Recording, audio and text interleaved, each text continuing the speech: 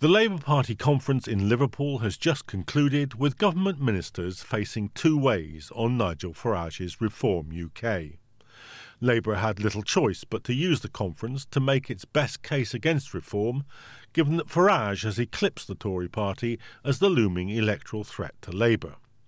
And in his keynote speech to conference, Prime Minister Keir Starmer called out Nigel Farage as a racist, highlighting Reform's plans for mass deportations of migrants.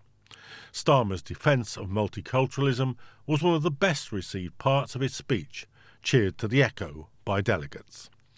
But the fault line in Starmer's strategy for dealing with reform was instantly visible when government ministers in the conference front rows were pictured waving St George's Cross flags that they had been specially provided for in order to demonstrate their patriotism.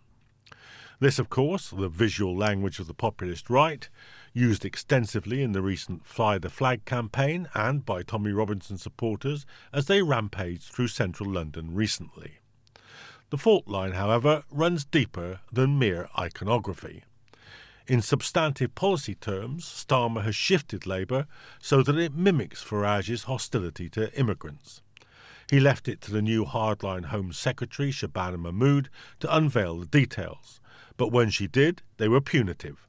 Labour will demand that immigrants speak English to a high level, a bar which even some white British-born citizens might find hard to clear. Then immigrants would need to earn £10,000 a year above the national average, never claim sickness or unemployment benefits, and do voluntary work. And all this for a decade rather than the current 5 years before they become citizens.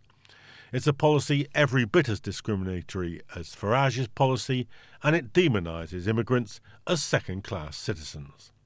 As such, it's likely to feed reform, since voters inclined to support this kind of discrimination are unlikely to be deterred from adopting Farage's full-throated racism by Starmer's adoption of this approach.